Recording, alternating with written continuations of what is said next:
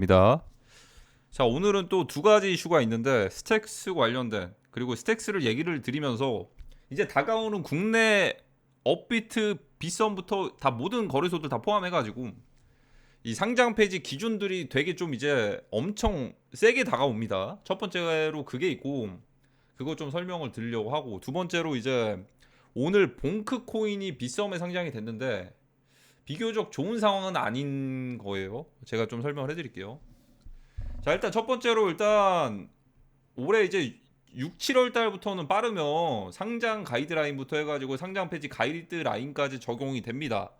그래서 해킹 이력이 있거나 유통량이 좀 이제 약간 뭐 조작이 됐거나 이런 좀 이제 흔적들이 있으면 닥사에서 분류한 이 코인들을 그냥 이제 상장 폐지를 할 수가 있습니다. 근데 이제 유의 촉구로 이제 달아둔 게 뭐 이제 버드나 이런 것들 그런 게 아니고 실제로 프라이빗 키가 탈취로 인해서 해커에게 이동한 정황이 확인됐다라고 하잖아요. 이거나 마찬가지예요. 해킹 이력 있으면 상장 금지입니다. 상장 금지이면서도 상장 폐지까지도 할 수가 있다라는 거. 저도 근데 이게 좀 충격적인 게 스택스 같은 경우에는 좀 이제 비교적 홀더들이 많단 말이죠. 근데 얘가 사실 뭐 위믹스 사태도 좀 겪어봤으니까 뭐 그런 것까지 신경을 쓸까 생각이 들기도 해요. 근데 얘가 만약에 죽으면은, 만약에 상장 폐지를 하게 된다라고 하면 해킹 이력이 실제로 이제 적용이 돼가지고 상폐까지를 하면은 좀 꽤나 좀 큰 충격을 줄 수도 있겠죠, 스택스가. 특히나 이제 21년도에 좀 덜 올라가지고 이번에 좀 주목을 받은 걸로 좀 이제 인상이 좀 깊은 코인 중에 하나인데, 얘를 시작으로 해서 이제 여러 가지 다른 애들도 좀 이제 김치 코인이라고 한다면 다 상장 폐지 기준들이 될 수가 있다라는 거. 첫 번째. 그리고 이제 두 번째로는 이제 빗썸의 봉크가 상장이 됐는데 솔라나 기반에서 이제 거의 최초죠. 근데 이게 좋은 게 아니에요. 좋은 게 아닌 게, 작년 5월달, 6월달에도 이제 빗썸에서 선점을 했습니다. 빗썸에서 페페코인을 상장을 하고 나서 지금까지 빛을 보기까지가 이제 기간들이 얼마나 걸렸냐면 6개월이 걸렸어요.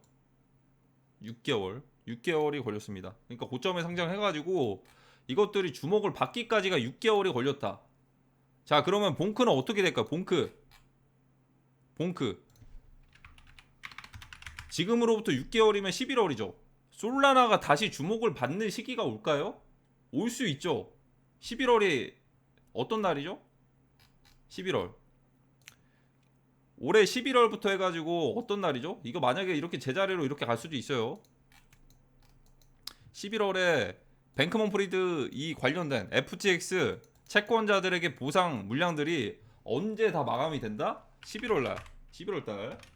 FTX 11월 보상이 전액을 돌려준다고 해요.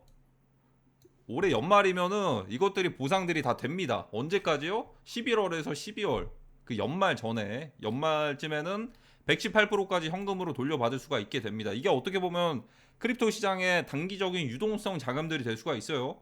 다른 이제 파산이 아니고 코인 시장, 코인 거래소에서 파산이니까 이 달러나 이런 것들이 고스란히 그냥 코인 시장으로도 들어올 수가 있습니다. 근데 이게 언제라고요? 11월에서 12월. 시간대가 딱 맞죠? 페페코인 상장하고 나서 얼마나 떨궜다? 6개월이나 떨궜다. 그러면 지금 5월달이니까 6개월이면 언제죠? 11월달. 11월까지 하락장을 맞이를 할 수도 있다. 근데 이게 첫 번째잖아요. 봉크가 첫 번째인데, 두 번째로 굳이 따지면은 이제 솔라나 기반 애 중에서 같이 상장을 해가지고 덤핑할 수도 있는 게 있습니다.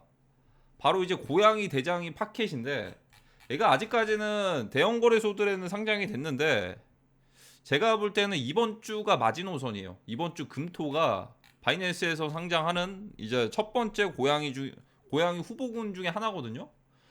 이번 주까지가 마지막이고, 이게 상장을 한다고 해서 고양이 밈들이, 솔라나 기반 밈들이 더 간다, 그게 아닐 겁니다. 일단은 비썸의 봉크가 좀 높은 가격에서 상장이 됐으니까 오히려 고점에서 상장하고 나서 하락장이 시작될 때 더 큰 하락장 올 겁니다. 다음 턴은 50키 한 번에 깨질 거예요.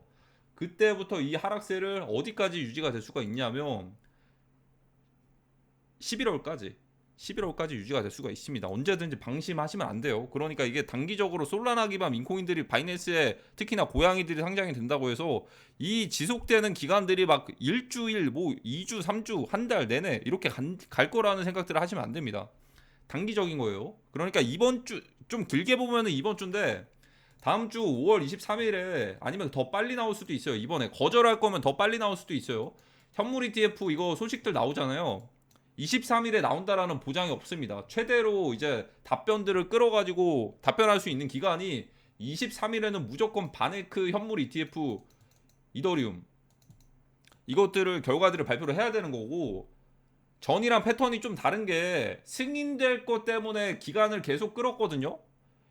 비트코인 같은 경우에는 승인되기 전에 이거 좀 기간을 끌어가지고 현물 ETF에 대해서 좀 이제 그 전에 뭐 SEC 그 계정도 해킹도 당하고 해가지고 결국에는 승인을 해줬어요. 근데 이제 만약에 거절을 해줄 거면, 거절을 할 거면 5월 23일이 아니고 그 전에 갑작스럽게 나타날 수도 있어요. 예를 들어 뭐 다음 주 월화 수 중에서도 나타날 수도 있는 거고, 기간을 끌어가지고 23일 날 딱 발표를 할 수도 있는 거고, 그러니까 이것도 방심하시면 안 됩니다. 그러니까 만약에 거절할 사이즈면 오히려 시간대를 안 끌고 갑자기 기습적으로 이제 SEC에서 거절을 할 수도 있어요.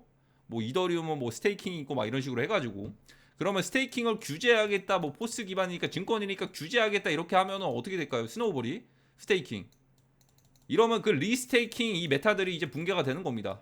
리스테이킹 이거 정말 굉장히 빠르게 갈 거예요. 5월달 끝나기 전에 갈 수도 있어요. 엄청 크게 리스테이킹 메타가 증권으로 뭐 규제를 한다 이렇게 해버려가지고 이 붕괴가 시작이 됩니다. 붕괴. 리먼 브라더스 코인판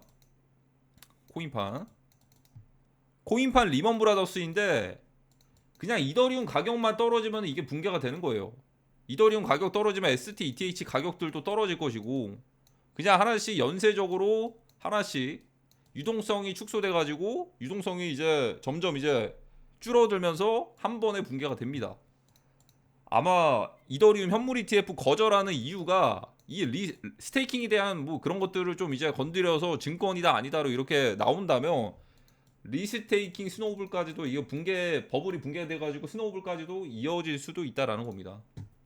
그러니까 이게 비관적인 얘기가 아니고 팩트 그 자체입니다. 이거 굉장히 위험하고, 그럼 한국 시장은 어떤 게 있죠? 이런 것들 6, 7월부터 적용이 되고, 지금 이거 유예를 걸어놨어요. 유예를 걸어놨는데 이런 애들이 한두 개가 아닐 수도 있어요. 뭐 예전에 뭐 수위 같은 경우에도 유통량 이거 문제들이 있었잖아요. 얘네들 뿐만이 아니고 이렇게 좀 이제 메인급 조단위 이상인 애들도 이렇게 되는 건데, 다른 애들은 더 빠르게 될 수도 있습니다. 그러니까 국내장에서 알트장을 기대를 하기에는 예전만한 상황들이 안 나온다. 지금 뭐 반등들을 하더라도 뭐 떨어진 게 얼만데요? 이게 반등입니까? 이게? 그렇죠? 굉장히 위험할 수밖에 없다라고 저는 판단을 합니다. 자, 그래서 이번 영상은 두 가지가 있죠. 솔라나 기반 민코인들이 빗썸에 상장해가지고 좋은 상황인가요? 오히려 안 좋을 수가 있다. 새로운 이제 솔라나 민코인들 국내에서도 주목받을 시기는 최소한의 5개월이 걸릴 수가 있고, FTX 그 보상 물량들이 배분되는 그런 시기에 주목을 받을 수도 있다라는 의견. 그리고 이제 다가오는 이제 유동성들, 이더리움 현물 ETF 기습적인 거절이 나올 수도 있고 정말 큰 스노우볼이 굴러올 수도 있다라는 거 조심하셔야 될 것 같습니다. 그러면 이번 영상은 여기까지 하도록 하겠습니다. 감사합니다.